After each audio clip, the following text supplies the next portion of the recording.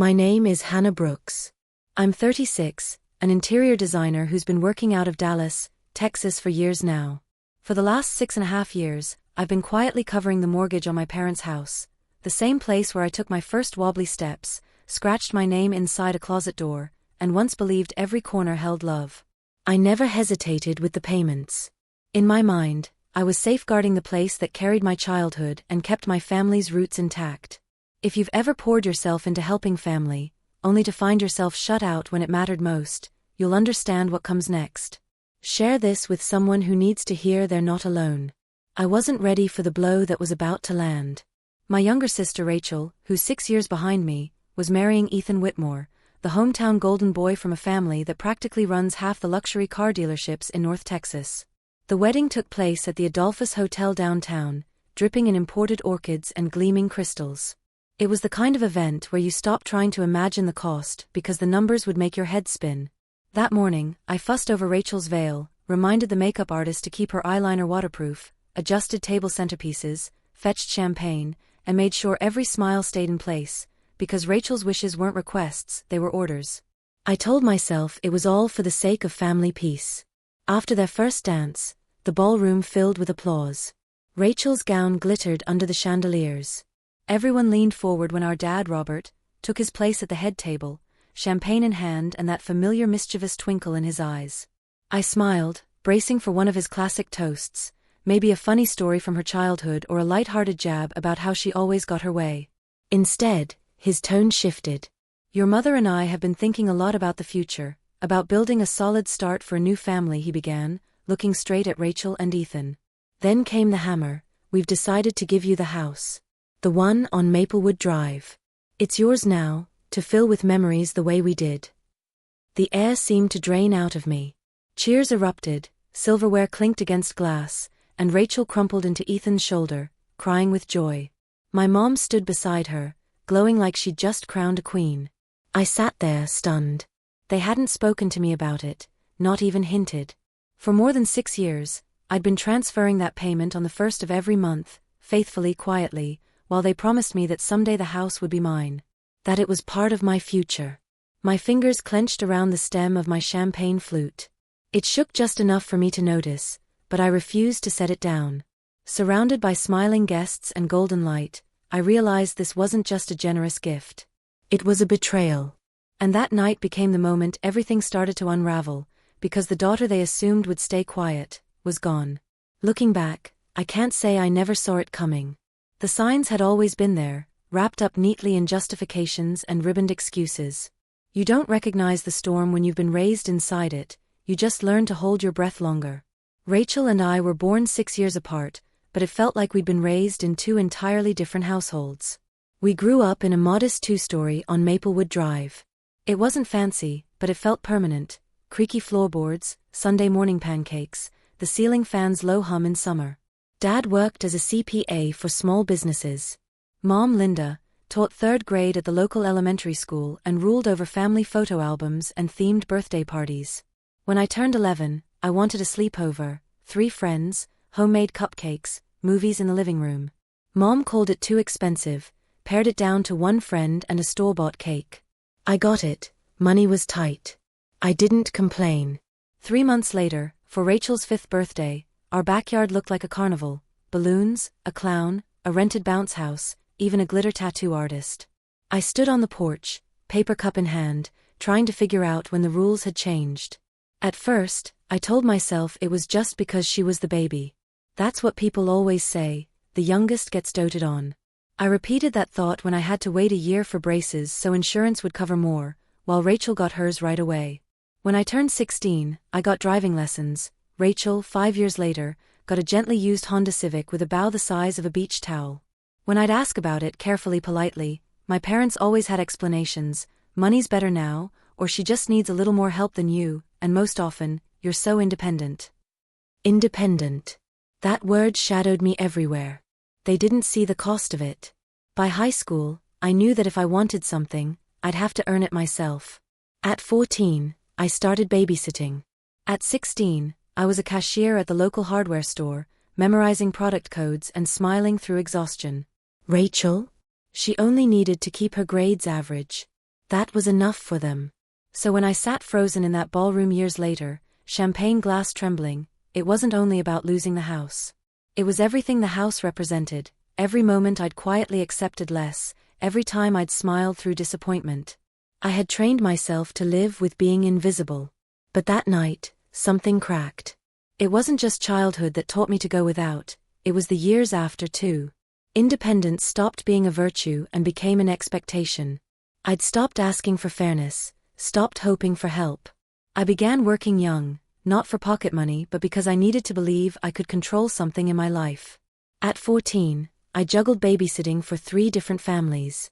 At 16, I picked up weekend shifts at the hardware store. My parents were proud in that vague, abstract way people are when their kid doesn't cause trouble, but pride never paid tuition or rent. When I started visiting college campuses, they gave it to me straight: we can chip in a little. Dad told me, we can help a bit, but the rest is on you. So I handled it. I chose the University of North Texas, not my dream school, but the one I could swing with a partial scholarship, student loans, and 3 part-time jobs. Weekdays were filled with design lectures and shifts at the campus bookstore. On weekends, I worked as a bartender in a dim little corner bar downtown, stumbling home after 1 a.m. to collapse onto a borrowed futon in a cramped shared apartment. Some nights I cried from sheer exhaustion. Some mornings I showed up to class without a minute of sleep, smelling faintly of cheap gin and industrial hand soap. Quitting never crossed my mind, I didn't have the cushion Rachel had. While I was skipping meals to make my rent, Rachel was exploring her options at a private college in Oregon, her tuition paid in full. My parents said she wouldn't be able to handle the strain of student loans.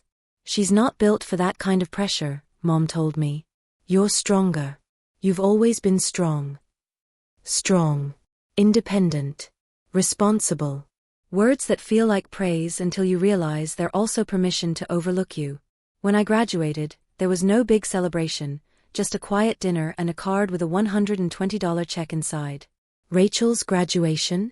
A catered backyard party, complete with cookies shaped like little diplomas. I told myself I didn't need the attention. My focus was on the life I was building, not on applause. But that year, something in me shifted. I stopped waiting for my parents to recognize who I'd become. I didn't know it then, but that shift would be the foundation for everything ahead: the career, the condo, and the quiet resilience that carried me through betrayal. Graduating debt-free was never in the cards, but creating something real was. So I did what I'd always done: worked, pushed, and kept moving forward, even when every sign said stop. I graduated in 2012, right into the teeth of a brutal recession. Design jobs were scarce. Creative agencies were letting people go, not hiring. I sent out more than 200 resumes and got 3 interviews, each ending with a polite "we'll be in touch" that never came. So I took what I could find: a receptionist job at a tile and hardware showroom just outside Dallas. I answered phones, fetched coffee, memorized product codes, and learned delivery schedules. On my lunch breaks, I'd retreat to the back room to sketch dream kitchens and imagine remodels.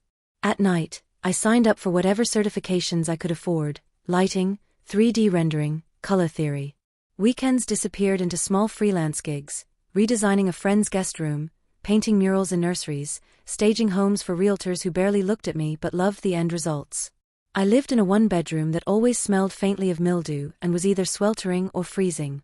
My car broke down so often the mechanic started driving me home himself. I patched shoes instead of replacing them, skipped dinners to save money, and still, no one in my family asked if I needed help. When I went home for Sunday dinners, the conversation revolved around Rachel's latest passion project: a pottery class, a travel blog, her short-lived Etsy store for handmade candles.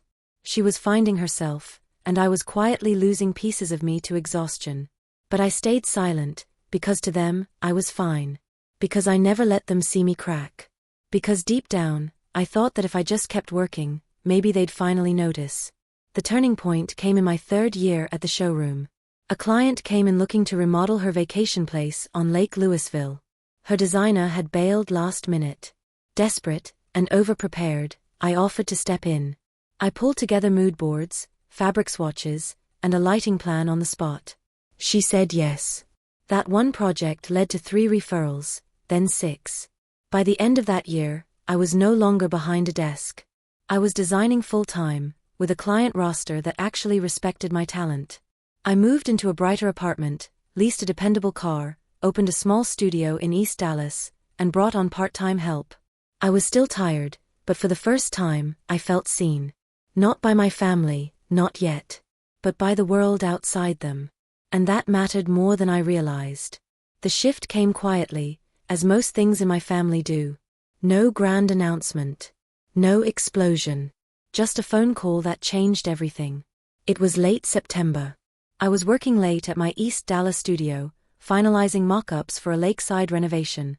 The room was lit by the warm glow of my desk lamp, the silence broken only by the faint buzz of my phone. Dad's name appeared on the screen. I almost ignored it, but something told me to answer. His voice was softer than usual, a little unsteady. "Hey, sweetheart. You got a minute?" The casual tone sat like a thin cover over something heavy. After a pause, he said, "They let me go. After 28 years. Downsizing. Got a small severance, but things are tight right now." He didn't come right out and ask for help, that wasn't his style. But the message was there. I waited, hoping he might first say, "We're proud of you," or even, "I'm sorry for how things have been." Those words never came. Instead, he added, "Your mom's been having a harder time too.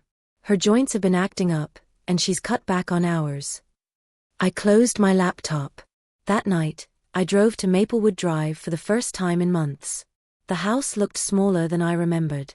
The porch light flickered, something I'd have fixed immediately if it were mine. Inside, Mom sat with a heating pad on her knees, pretending to read. On the coffee table, tucked under a stack of magazines, were bills they hadn't meant for me to see, final notices, overdue statements, medical invoices with numbers that made my stomach twist. When I asked, they both brushed it off. "We're managing," Dad said. "Just a little bump." But their faces told the truth. Worry had settled into their eyes. I went home that night and didn't sleep. All I could think about was how many times they'd told me the house was part of my future. How they'd promised that one day it would be mine. And how, if they lost it now, everything I'd fought to protect, the memories, the history, the legacy, would vanish. The very next morning, I called my bank and arranged automatic mortgage transfers straight into my parents' account. No announcement, no ceremony, no expectations attached. Later that week, when I mentioned it to them, Mom's eyes welled up. She squeezed my hand and said, "We'll pay you back. This is still your inheritance. We'll never forget what you've done." And I believed her. Completely. Back then, that belief, that instinct to shoulder the weight for all of us, felt like my greatest strength. I didn't know it would also turn into the hardest lesson of my life. I thought it would be short-term. A few months, maybe a year, just until Dad found steady work again, until Mom's health leveled out. It didn't feel like a burden. It felt like second nature. I was the fixer, the dependable one, the daughter who didn't need much and always came through. The first payment was $1,386. I remember because I triple-checked the transfer before hitting submit. In my head, I wasn't just covering bills, I was protecting something sacred. The house. The memories. The story I thought we were all writing together. But as the months rolled on, nothing shifted. Dad picked up a little consulting work with a local shop, but it was inconsistent, with no benefits. Every unplanned medical expense seemed to land squarely in my lap. Mom's arthritis flared worse that winter, cold air made her joints swell, and I'd find her bundled up, wincing through motions that used to be effortless. So I adapted. I started covering utilities. Then groceries. Then repairs. When the water heater broke, I paid for that too. At first, they'd half protest, but eventually it became routine. Every month, I sent enough to keep them afloat. Every visit, I quietly scrubbed the fridge, tightened loose hinges, restocked the medicine drawer. Soon, they began leaving casual to-do lists tucked into conversation. "We've been thinking about replacing the gutters," Dad would say. "But only if it's in the budget." Or Mom would smile sweetly and ask, "We're almost out of that joint supplement. Could you grab some next time?" And maybe it wasn't a big deal in the beginning. Because I still believed. Every time I passed the window where we taped paper snowflakes as kids, or the dent in the hallway from Rachel's tricycle, I told myself it was worth it. I was investing in something that mattered. Rachel, meanwhile, showed up less and less: Christmas, birthdays, the odd Sunday brunch when it fit her calendar. She'd bring little gifts, candles, embroidered dish towels, and post photos with captions like "nothing like family time." She never asked about the mortgage. Never offered to help. My parents never mentioned it either, because in their eyes, I was fine. I always was. They didn't see what I'd pressed pause on: the second property I didn't buy, the business expansion I shelved. How my own ambitions bent to fit theirs, like vines twisting toward whatever scraps of light they could find. Still, I told myself it was worth it. Because they'd said the house was mine. My inheritance. And I took them at their word. Back then, I believed people meant what they said. I believed a lot of things. So while I reworked my budget, skipped weekend getaways, and funneled money meant for my future into theirs, Rachel drifted through her own with the ease of someone who'd never felt the floor give way beneath her feet. She had no idea what it felt like to open a medical bill and feel your chest squeeze. She'd never had to triple-check her bank balance before buying a Mother's Day gift. After college, she returned to Dallas in a haze of optimism and half-formed ambitions. First, she tried working at an art gallery. Then she quit, saying it didn't align with her spirit. She spent a few months doing creative consulting, then sampled energy healing, before settling into teaching yoga, not running a studio, just leading a few classes a week at an upscale gym where the eucalyptus towels were thicker than any blanket I owned. And somehow, she floated through it all untouched. She lived in a bright downtown apartment with skyline views and an ever-changing jungle of named houseplants. Weekends meant wine tastings, brunches, or quick trips to Santa Fe. Her Instagram was a curated daydream: golden hour selfies, latte art, and affirmations about self-love. The bills? Covered. Maybe not outright, but I knew. My parents still paid her phone plan. I overheard Dad once mention covering part of her rent when she was in between. Mom admitted she'd slipped Rachel a few $100s for a wellness retreat in Sedona. Meanwhile, I was scaling back my therapy sessions to make room for a payment that was never supposed to be mine. But I didn't speak up. Saying something would have made me the jealous one, the bitter older sister who couldn't just be happy for her family. So I stayed quiet. I watched Rachel show up to holidays with expensive bottles of wine, applauded for her generosity, never mind who'd really paid for them. I saw my parents' faces light up when she entered a room, how they leaned in when she spoke, laughed harder at her jokes, gave her their full attention like she was the only one in the room who needed air. I'd wash dishes while she lounged on the couch, scrolling her phone. I'd clear the table, refill drinks, adjust the thermostat, fix a wobbly chair leg. I'd fade into the background and tell myself it was love that made me useful. But deep down, something was shifting. The slow, steady burn of resentment was no longer just a flicker, it was waiting patient, for a rush of oxygen. I didn't want Rachel's life, not her filtered feed or her curated freedom. I just wanted my work to matter. I wanted recognition. Not applause or trophies, just a simple, honest acknowledgement that I was the one keeping everything together. And maybe, just maybe, for someone to finally ask me how I was doing. I didn't meet Ethan right away. I first heard about him in Rachel's breathless, almost giddy updates. Rachel's breathless updates were always paired with Mom's glowing commentary, the kind of praise that made it sound like Ethan hadn't just entered my sister's life, but had stepped directly into the family storyline, neatly punctuating it like some polished exclamation mark. Proof, yet again, that Rachel always landed on her feet. They'd met at a charity gala Rachel attended with one of her yoga clients. He was tall, disarmingly charming, and from money, one of those old Dallas families with their surname engraved on plaques downtown and a legacy in high-end car dealerships. He's different, Rachel said one afternoon, sitting on the back porch, swirling a glass of rose, her hair coiled around a finger. Ethan actually listens when I talk. He understands my energy. I swallowed back a dozen responses, none of them useful. Instead, I smiled, gave her a polite "that's great," and kept folding laundry while my mind screamed in silence. Because suddenly, everyone seemed to have energy again. My parents, who had turned down dinner invites all winter claiming it was too much hassle, were now going out, to brunches, to gallery shows, to wine tastings, always when Ethan was involved. Mom, who just months earlier had complained her hands hurt too much to cook, hosted a formal dinner for Ethan and his parents, complete with cloth napkins and her famous roast chicken. The same woman who once refused a short walk with me claimed she'd found her second wind. I watched them transform for him, gracious, charming, almost unrecognizable. And it hurt more than I expected. Rachel had brought home boyfriends before, but Ethan shifted the atmosphere. He wasn't just her partner, he was a project, a future, an elevation. And my parents were all in. I remember one night after dinner, when Ethan had captivated the table with tales of his family's ranch in Fredericksburg and his vision for a boutique auto showroom in Soho. As we were saying our goodbyes, Mom hugged Rachel a little longer and whispered, "He's such a good match for you. I can see you building a beautiful life together." She had never said that to me. Not when I opened my studio. Not when I renovated it by hand. Not when I landed my largest client to date.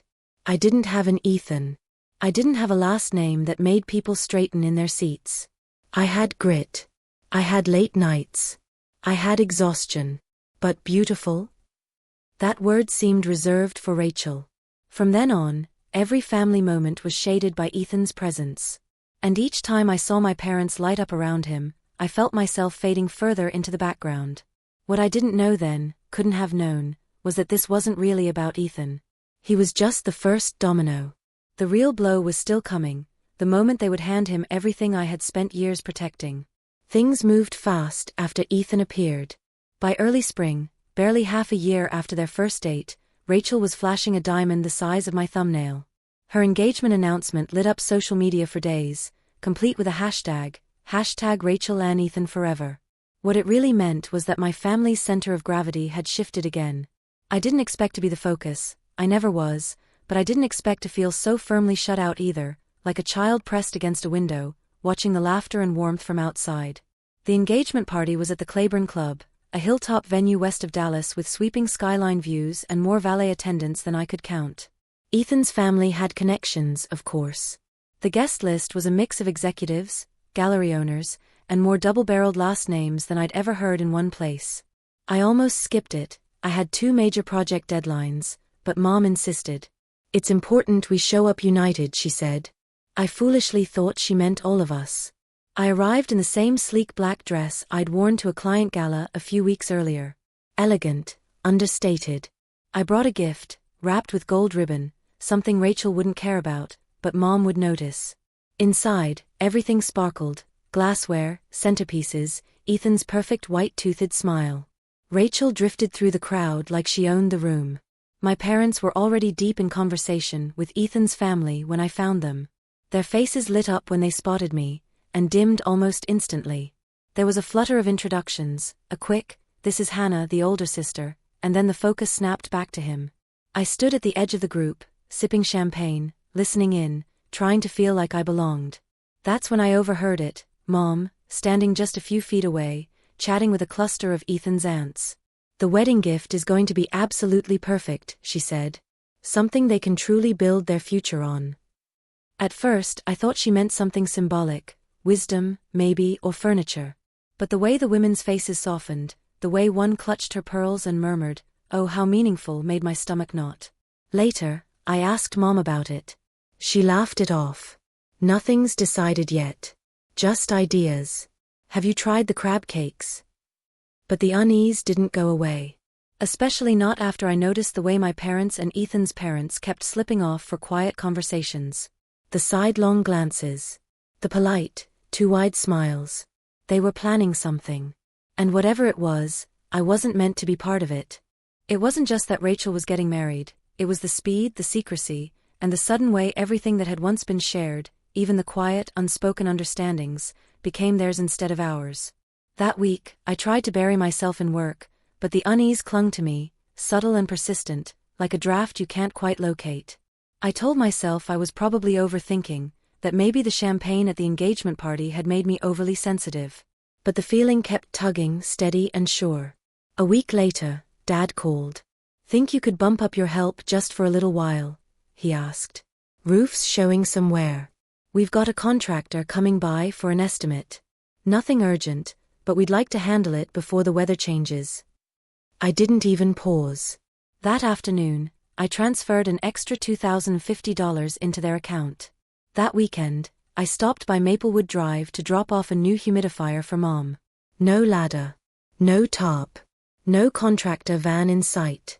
The roof looked exactly as it had the month before. Inside, Mom and Rachel were at the dining table surrounded by fabric swatches, wedding magazines, and a half-empty bottle of champagne. A stack of catering menus lay open between them, the air scented faintly with vanilla candles and something sharper, tension. They looked up as if I'd interrupted a secret, but their expressions weren't guilty, just faintly surprised. "Just tossing around ideas," Mom said quickly, sweeping the mess into a pile. "Nothing extravagant." But I'd already seen the open catering quote, $112 a plate, not counting appetizers or bar service. My stomach twisted. When I asked about the roof, Mom blinked. "Oh right, still waiting on the contractor. You know how slow people are around here." The deflection was so clean, it almost worked. I let it slide in the moment, or at least pretended to. But the numbers, the timing, the favors, they kept circling in my head. My help had quietly stopped being a temporary lifeline. It had become a standing, silent expectation. The next week over lunch, I told Jenna, my best friend since our university days, the whole story. We sat at our usual downtown cafe, pushing half-eaten salads around our plates. "Am I crazy for feeling weird about this?" I asked. "They're my parents. I want to help them, but something feels off." "You're not crazy," she said, not missing a beat. "You're enabling them." The words stung because they were true. "You've been covering their mortgage, utilities, medical bills for years," she went on. "And now they've suddenly got the budget for a high-end wedding? Has anyone even mentioned paying you back?" I shook my head. "That was never the arrangement." "No," she said, "but you expected honesty. And maybe a little gratitude." I didn't answer. What was I supposed to say? That I'd thought I was investing in something meaningful? That I believed the house was my future? That every sacrifice came with an unspoken promise? That week, I found myself scrolling back through old texts from Mom. Little lines like, "We'll never forget what you're doing for us, and this home will still be yours someday." At the time, I'd believed them. Now, I wasn't sure if that rough patch had ever been real. I kept telling myself I was imagining it, that I was too tired, too close to see clearly. That maybe I was projecting years of resentment onto harmless moments. But the truth has a way of slipping through, especially when you're not meant to see it. 6 weeks before the wedding, I just finished a client meeting in South Dallas when I decided to swing by Maplewood Drive to drop off an early birthday gift for Mom. I didn't tell them I was coming. It was the kind of casual surprise I used to make before things started feeling strained. When I pulled into the driveway, their cars weren't there, but the porch light was on, and shadows moved behind the front window. I still had my key. "Hello?" I called as I stepped inside, careful not to startle anyone. There was a pause, then hurried voices. I followed the sound into the dining room and stopped cold. Mom, Dad, and an older man in a gray suit were seated at the table, papers spread between them. Dad looked up like someone caught mid-theft. "Hannah, we weren't expecting you," Mom said quickly, her voice pitched high, the way it always was when she was nervous. "I just came by to drop off your gift," I said, my eyes moving to the stranger. "This is Mr. Langston," Dad added, motioning awkwardly toward him. "Our attorney. He's just helping us with some paperwork." Mr. Langston gave me a polite nod but didn't speak. There was a beat of silence before Mom stood and forced a smile. "Let's get some coffee going." She all but steered me into the kitchen, leaving the dining room door cracked just enough for me to catch the edge of the folder Mr. Langston had been reading. I caught a glimpse of an embossed seal, something official. Mom busied herself wiping an already spotless counter, opening and closing drawers without meeting my eyes. "Everything okay?" I asked. I asked carefully, "You're not selling the house, right?" Mom laughed too loud, the sound sharp. "Of course not. Don't be ridiculous. We're just simplifying. Getting our affairs in order. You know, at our age, it's the responsible thing." Before I could push, Dad appeared with 2 coffee mugs and that practiced calm he used when he didn't want questions. "Nothing to worry about, sweetheart. Actually, good news, you won't have to worry about the house much longer." I froze. "What does that mean?" He waved a hand. "Just making a few adjustments. Nothing you need to concern yourself with right now." My pulse thudded. Their avoidance was no longer subtle, and the knot in my stomach, the one I'd been trying to ignore, wasn't going anywhere this time. We sat there another 20 minutes, making polite small talk. They asked about my studio, about a client they remembered, about Rachel's wedding menu. It was all warmth on the surface, but underneath it felt staged, like a play they'd already rehearsed. When I left, I glanced through the front window. The papers were gone, the table cleared, and Mr. Langston's car was already pulling out of the driveway. Something was being decided behind closed doors. And I was very deliberately being shut out. By the time the wedding arrived, the knot in my stomach had hardened into something heavy and unmoving. I hadn't mentioned the attorney, the papers, or the way they'd dodged my questions. There hadn't been a right moment, or maybe I didn't want the confirmation. But deep down, I already knew. The ceremony was at the historic Fairmont Hotel in downtown Dallas. The ballroom had been turned into something out of a bridal magazine. Thousands of white roses, gold uplighting, a string quartet under a chandelier that probably cost more than my first year of rent. As a bridesmaid, I'd been there since sunrise, moving between hairstylists, makeup artists, and Rachel's shifting moods. The veil was wrong, the champagne wasn't cold enough, the photographer used the wrong filter. By mid-morning, Mom pulled me aside, her voice low. "Please, just help make this perfect for your sister. Just for today." So I did.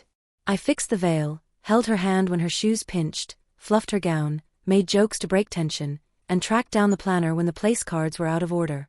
I was the invisible thread holding it all together, never seen, but always expected to keep it from unraveling. The ceremony was flawless. Rachel floated down the aisle like she'd stepped out of an editorial spread. Ethan beamed. Every guest reacted right on cue. When they kissed, the applause felt almost scripted. The reception glowed in soft light, the clink of glassware like tiny bells. I sat at the family table, champagne in hand, pretending I wasn't waiting for something. But I was. It came after dinner, when Dad tapped his glass for attention. The room hushed. Holding the microphone in both hands, his voice carried that rare deliberate emotion I hadn't heard from him in years. He spoke about love, about legacy, about building a foundation, setting up the next generation for success. And then he said it. "So, as our wedding gift to Rachel and Ethan, your mother and I have decided to give you our home on Maplewood Drive. The place where our family began. The place filled with laughter and memories. It's now yours to make your own." Applause crashed like thunder. Rachel gasped, one hand over her mouth, before burying her face in Ethan's shoulder, tears streaking her makeup. Mom dabbed her eyes. Ethan's parents smiled as if witnessing history. Guests murmured about how beautiful and meaningful it was. I didn't move. Didn't speak. I stared at the condensation sliding down my champagne flute, feeling everything I'd built, all those years of payments, groceries, repairs, late-night pharmacy runs, drip away with it. They'd given it all away. Without a word to me. I forced a smile when Rachel hugged me, radiant in her joy. I posed for photos, clinked glasses, and clapped when Ethan twirled her across the dance floor. But something inside me snapped, and this time, I wasn't going to glue it back together. I stayed long enough to be polite. I smiled for the group pictures, helped mop up a spill near the cake, and even gave Rachel a genuine compliment about her gown. No one noticed my voice had dropped quieter. Or maybe they did, and chalked it up to exhaustion. When the DJ announced the father-daughter dance, I slipped out the side door, heels in hand, heart pounding. I didn't go home. I drove to Maplewood Drive. The street was quiet under the nearly full moon. I parked in my usual spot and sat there for a while, staring at the house that had once held everything I'd worked to protect, and now belonged to someone else. When Mom and Dad's car pulled in, they were still in their formal clothes, Dad's tie loosened, Mom's heels in her hand. They froze when they saw me. I stepped out, meeting them halfway up the walk. "We need to talk," I said, my voice low but steady. Inside, the house was littered with wedding leftovers, floral arrangements already wilting, framed engagement photos, scattered favors. It felt foreign, as if I were visiting someone else's home. I stayed standing. "How could you give away the house I've been paying for without even telling me?" Silence. Then Dad exhaled slowly, tugging at his collar. "It's our house, Hannah." I blinked. "Was it your name on the checks every month? Your account that covered the roof repair, the back taxes, the groceries?" Mom crossed her arms. "We never asked you to do all that." My voice caught. "No, you didn't. But you let me believe I was doing it for a reason. That this was still my future. You said it, Mom. You said it was my inheritance. Dad's reply was flat. Plans change. That's what Dad said next, flat casual, like they just rearranged the furniture. Rachel and Ethan need a place to start their lives, he added. They couldn't afford a home like this on their own. And you've got your condo, your business. You're fine. That word again. Fine. Like that was all I was ever meant to be, the one who didn't need help, the one who never complained. I stepped back, my hands shaking. You didn't just give them a house. You gave them my investment. My sacrifice. You erased me. Mom stood, crossing her arms. Don't be dramatic. It's not like we kicked you out.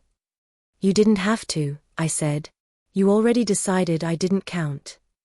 The ache in my chest felt sharp and physical, radiating behind my ribs. But I kept my eyes on theirs. I won't be helping anymore, I said, my voice steady. Not with this house. Not with your bills. Not with anything. Dad's expression shifted, part insult, part disbelief. So you're cutting us off? I'm setting boundaries, I replied. Something I should have done years ago. And with that, I turned and walked out. The cool night air hit my skin like I just stepped out of a fever. For the first time in years, I wasn't walking away from that house as the caretaker, the fixer, the quiet provider. I was leaving as someone who finally saw the truth, and I wasn't going back. The next morning, the silence was deafening. I woke in my East Dallas condo, the one I'd bought entirely on my own. No calls. No texts. Not even a half-hearted hope you got home safe. Just absence, stretching across my phone like a verdict. I thought I'd feel relief. Instead, there was a dull ache, like I'd pulled a splinter but could still feel the phantom sting. I made coffee and let it go cold. Checked emails, then shut the laptop. My reflection in the window didn't look broken, just unmoored. The house was no longer my responsibility. My parents were no longer my obligation. But when you've built your adult life around fixing everything, letting go feels an awful lot like grief. That afternoon, the first email came from the mortgage company. Dad had removed my automatic payments without a word. Which meant one thing, they planned to handle it themselves now, or maybe they assumed Rachel and Ethan would. Part of me wanted to ignore it, to hit archive and be done. But the part of me that had seen too many unpaid bills and late-night emergencies knew better. I called the number, verified my information, and officially took my name off the account. It was over. For real. By Thursday, Rachel's Instagram was a carousel of honeymoon shots from Santorini, white linen outfits, champagne on balconies, captions full of #blessed and #new beginnings. Not a single mention of the house. Not even a thank you. Just the performance of perfection. Then came the ripple. Aunt Caroline called, her voice soft. Sweetheart, I had no idea about the house. Your dad made it sound like it was theirs to give. Are you okay? It was the first time in a long time someone asked me that and waited for the answer. I didn't cry then. But after we hung up, I sat cross-legged on my bedroom floor and let it all hit. The betrayal, the loneliness, the absurdity of how much I'd poured into a family who saw me not as a daughter, but as a resource. A dependable ATM with a pleasant smile. I stayed there until the sun slid behind the skyline, streaking the sky with orange and violet. And when I stood, something in me had shifted. I wasn't powerless. Yes, they'd taken advantage. But I'd allowed it, out of guilt, out of longing, out of some naive belief that love meant sacrifice without limits. No more. That night, I opened a leather journal I hadn't touched in months. On the first page, I wrote a list, every boundary I would no longer cross, every person I'd silently carried who now needed to walk on their own. At the top, in bold ink, this is the year I reclaim my life. Because love should never cost you your self-worth. And family, real family, isn't built on silence and debt. It's built on truth. Just when I thought the quiet meant peace, they showed up. It was a Saturday afternoon. I was halfway through laundry, wearing an old college hoodie, music low in the background. One of those easy days where nothing demands more than your presence. The doorbell rang. I thought it was a neighbor, or a delivery. But when I opened the door, my stomach dropped. On the welcome mat I'd bought last spring, the one that read "Boundaries are beautiful," stood my parents. Mom held a Tupperware container like it was a peace offering. Dad looked like he'd come straight from the golf course, sunglasses perched on his head, arms folded like he hadn't just handed away my future. "Hi honey," Mom said, forcing a smile. I didn't move. "What are you doing here?" "We thought we could talk," Dad said, stepping forward. "About everything. Maybe over lunch." I froze, not because I didn't know what to say, but because I realized I wasn't afraid of confrontation anymore. Not with them, not with anyone who believed love came with strings attached. I stepped outside, closing the door behind me without inviting them in. "There's nothing to talk about," I said quietly. "I meant what I said. I'm done." Mom's face twisted, like I'd slapped her. "You're really going to throw away your family over a house?" That word again. Throw away. "No," I said. "You did that when you handed everything I'd built to someone who contributed nothing." Dad bristled. "We thought you'd understand. Rachel's just starting out. You've already made it." I almost laughed. "Made it? I've been drowning quietly for years while you praised her for floating. I paid for your comfort while she planned her wedding. I never once asked for credit. But I won't be invisible anymore." Mom tried again. "We were hoping this could be a fresh start." My chest ached because deep down, a part of me still wanted that, still wanted the parents who clapped at school recitals, who marked my small wins like they mattered. But I'd finally learned something they never taught me: love without respect is just control in softer clothes.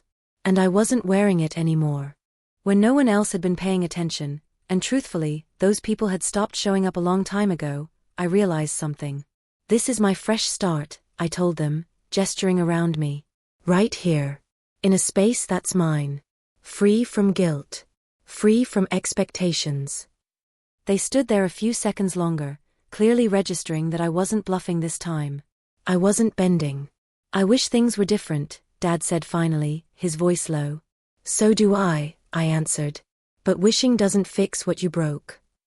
I turned, closed the door gently, no slam, no shouting. I locked it and stood still, letting the quiet wash over me like a gift. That night, I poured a glass of red wine, lit a candle, and sat in my living room alone. But it didn't feel lonely, it felt earned. Because peace, real peace, doesn't always come when everything is mended. Sometimes it arrives when you finally stop fighting to convince the wrong people of your worth. And I had finally done that. A few weeks passed.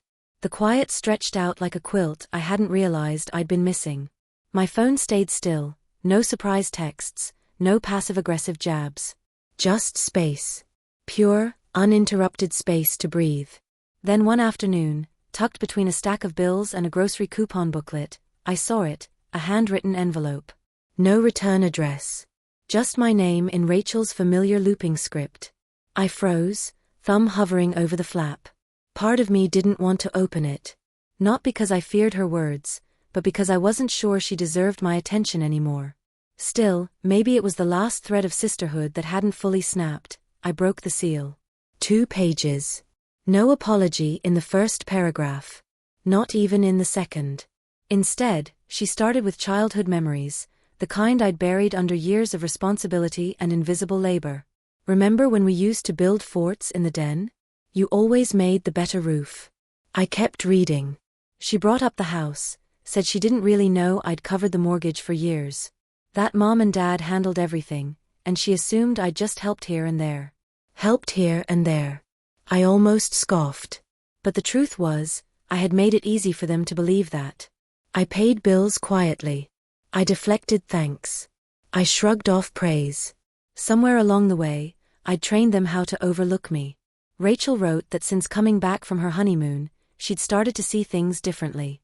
That Ethan had asked why I wasn't in any wedding photos with our parents, and why no one had toasted me, even though I'd quietly funded half the celebration. She ended her letter with this: "I don't expect forgiveness, and I'm not asking for anything.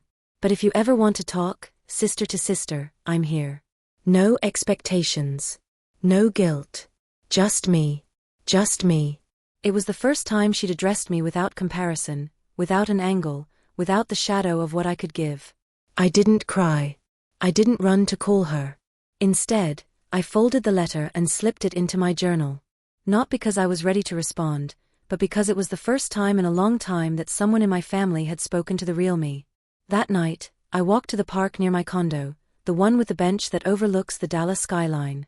I watched the sun sink, a wash of orange and rose across the buildings, and I realized something: I could choose. I could decide who got a seat at my table, who earned access to my peace, who deserved the privilege of my vulnerability. Maybe Rachel had taken the first step. Maybe she hadn't. But the next one, that was mine to choose. The days after her letter felt strangely lighter. Not because everything was fixed, it wasn't, but the way you feel after exhaling a breath you didn't realize you'd been holding. I hadn't replied yet. I didn't know if I would. But the fact that her message came without strings or demands made it different. Less like manipulation, more like the start of something honest. That week, I did something I hadn't in years. I let myself dream forward. I pulled out the sketch pad that had been shoved in the back of my closet since my early 20s, back when art was my refuge, before practicality and family obligation turned it into a luxury I couldn't afford. That first night, I sat at my dining table, tea steaming beside me, staring at the blank page for half an hour. My hands shook. Then slowly the lines came, a rooftop view of the city, then a pair of hands holding a key. By week's end, I'd filled pages: a woman planting her own garden, a coffee mug on a windowsill, a closed door with sunlight spilling from underneath. Each sketch was a reminder: I didn't need my family's permission to rebuild my life. And somewhere in those pages, an idea formed. Quiet at first, then clear. I would start a community art project. One for people like me, people piecing themselves back together after being erased, overlooked, or told to stay silent. I pitched it to a few local art spaces. To my surprise, a Northside gallery I'd interned at years ago said yes. They loved the concept: resilience through story. They offered wall space for rotating community works, and asked me to be the opening feature. A few days later, I stood in that empty gallery, breathing in fresh paint and possibility. This wasn't just about art. It was about creating a place where the unheard could finally be seen. Including me. That night, I opened Rachel's letter again, but not to dwell on what had been lost. I read it as someone standing in the doorway of a future. Then I picked up a pen and wrote just 2 lines on fresh paper. Thank you for reaching out. I'm still figuring things out, but I'm open. I didn't know where it would lead. But for the first time, I knew I'd decide for myself. But I did know this: I was no longer waiting to be chosen, invited, or approved. I had chosen myself. The day of the gallery opening came without fanfare, without the knot of anxiety I'd braced for. It felt like stepping onto steady ground after years of walking over shifting sand. The space was small but warm, a Northside Dallas gallery with soft lighting and walls that seemed to invite people to linger. Jenna arrived early, as promised, helping me hang lights and straighten frames, squeezing my hand every time my nerves started to show. By early evening, guests began filtering in: friends, former clients, fellow artists. I watched from a quiet corner, half hidden behind my sketches, as people paused to study each piece, leaning close, whispering to one another. Then I saw her. Rachel. She lingered at the entrance, scanning the room until her gaze found me. There was something new in her expression, a hesitation, a cautiousness I'd never seen. Behind her, Ethan stood with one hand on her shoulder, steady but unsure. I met her halfway. I wasn't sure you'd come, I said softly. I wasn't sure you'd want me to, she admitted, her voice low. But I'm here because I want to understand. I want to see you. Really see you. The words caught in my throat. How many years had I quietly wished for that? We moved through the room together, stopping at each sketch. She lingered longest at one I'd titled Silent Strength, clasped hands cradling a fragile bloom, petals bruised but still beautiful. This one, she whispered, eyes glistening. It's you. Always holding everything together, even when it hurts. Her admission made my chest ache, but for the first time it wasn't pain, it was release. Recognition. A quiet validation I'd been chasing for decades. I'm so sorry, Hannah, she said, her voice breaking. For the house. For everything I didn't see. I didn't realize how much you carried, how much you gave up. I let the silence stretch before answering. It's not just you. I taught everyone how to overlook me. But I'm done hiding now. And I don't want apologies, Rachel. I just want honesty. She nodded, the understanding settling between us without another word. It wasn't perfect, wounds like ours don't vanish overnight, but it was a start. By the end of the night, Jenna found me near the door, linking her arm through mine. You did it, she said. And you didn't need anyone else to get here. She was right. I looked around at the sketches on the walls, each one a piece of the story I'd reclaimed, and felt something solid settle inside me. Maybe my family would never fit back together neatly. Maybe Rachel and I would remain careful allies instead of close sisters. That was okay. Because tonight, in a small Dallas gallery filled with stories of resilience, I had stepped fully into my truth. In the weeks after the show, my life took on a rhythm I hadn't felt in years. My East Dallas studio filled with new commissions, clients drawn not just to the work, but to the honesty behind it. For the first time, I wasn't creating to prove myself. I was creating because it felt right. One sunny Saturday morning, I stood at the counter of my favorite South Lamar coffee shop, waiting for my order, when a voice behind me said gently, "Excuse me, aren't you Hannah Brooks?" I turned, startled, and found myself face to face with Ethan Reyes, the architect whose landscapes had inspired more than one of my designs. His work often appeared in the city's design magazines, described as thoughtful, grounded, deeply human. "I was at your gallery opening," he said, offering his hand. "Your work, it resonated. Said things I felt but never knew how to put into words." Something fluttered in my chest. It wasn't just recognition, it was being seen clearly by someone whose work I deeply respected. We ended up at a small window table, sunlight sketching soft patterns between us. Conversation came easily, moving from art and architecture to family, boundaries, and the quiet courage it takes to rebuild after loss. "I've been there," Ethan admitted. "Always the one holding things together. Always looking fine on the outside so no one asks what's underneath." I didn't realize how much I was struggling, because I never let anyone see it. His words landed deep. Not because they were mine too, but because they carried empathy, not pity. When we stood to leave, he hesitated, then offered me his card. "If you ever want to talk more, about anything, I'd like that." I walked back to my studio feeling lighter than I had in months. I wasn't alone in my story. There were others who had walked through the same shadows and come out whole. Inside, Jenna was rearranging material samples, humming to the radio. She looked up and grinned. "What's that look?" "I met someone," I said, unable to hide the warmth rising to my cheeks. "About time," she teased, pulling me into a hug. "You deserve to be seen for exactly who you are." Her words stayed with me long after she left. It wasn't just Ethan's kindness or Jenna's loyalty. It was the realization that my worth had never been conditional, never tied to sacrifice or silent endurance. It had always been mine, unshakable, unearned, and whole. That evening, I slipped Ethan's card into my journal, right beside Rachel's letter. 2 connections, one rooted in shared wounds, the other in shared healing. Both valuable. Both part of my story now. As I closed the journal, I felt something quiet and steady bloom inside me. It was hope. It was what I'd longed for my entire life but had never truly claimed until now, the certainty that I belonged first and foremost to myself. In the months that followed, I began to understand what it meant to reclaim my story. Life started showing up in colors I hadn't seen in years, unapologetic shades of peace, clarity, and joy. One Saturday afternoon, sunlight spilled across the brick walls of my East Dallas studio. I spread out a series of new sketches, not commissions, not practical projects, but visions I'd carried for years. Dreams I'd shelved under the weight of responsibility, duty, and silent sacrifice. Among them was a design I'd never dared to take seriously, a home.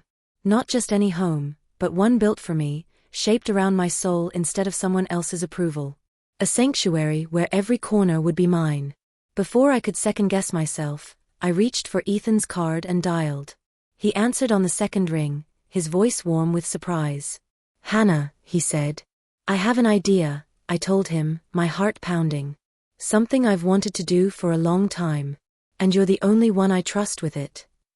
Later that day, he stood at my drafting table while I walked him through each sketch, my voice trembling with equal parts excitement and vulnerability. He listened without interrupting, his eyes thoughtful. When I finished, he said quietly, "This isn't just a house. It's a declaration." He was right. Over the next several weeks, our vision took shape. Every line, every material, every space was chosen with intention, not for what others might think, but for how it made me feel. Meanwhile, Rachel and I began meeting for coffee now and then. Slowly, carefully, we started rebuilding something. She was quieter these days, more reflective. She spoke about therapy, about trying to untangle our parents' choices and her own role in the patterns that hurt us. "I never realized how much pressure you carried," she told me one afternoon. "I always assumed you were just naturally strong. I'm so sorry." I didn't dismiss her or say it's fine, because it wasn't. Instead, I accepted her honesty for what it was and held it gently between us. That, too, was part of healing. Construction began in late spring on a small lot near White Rock Lake, land I'd quietly saved for, never fully believing I'd use it. On groundbreaking day, Ethan stood beside me, his hand steady over mine. The foundation being poured wasn't just concrete, it was the start of a life built on my own choices, free from guilt, obligation, and invisibility. By the time the walls rose, painted in warm earth tones I'd picked myself, I could feel years of weight sliding from my shoulders. This house wasn't just lumber and stone. It was every sacrifice, every tear, every moment I'd chosen to stand in my own light rather than fade into the background. Looking back, from the sharp sting of betrayal when my parents gave away the house I'd paid for, to the quiet nights where I rebuilt my sense of worth, I can see it clearly. Family isn't always the safe harbor we want it to be. Sometimes the people closest to us hurt us the most, whether they mean to or not. But I learned that pain isn't the end of the story, it can be the start of something stronger. I learned that boundaries aren't selfish. They protect not just your peace, but your ability to love without losing yourself. I learned that healing rarely happens in a straight line, it comes in stumbles, in pauses, in small victories that add up over time. And most importantly, I learned to choose myself. To measure my worth not by anyone else's approval, but by the respect I give myself. If you've ever felt overlooked or taken for granted, whether by family, friends, or even yourself, know this: your story matters. Your feelings are valid. Your boundaries are essential. You don't have to stay silent or shrink yourself to be loved. Choosing yourself isn't selfish. It's an act of self-respect that lays the foundation for real connection and lasting happiness. Your peace is worth protecting. Always.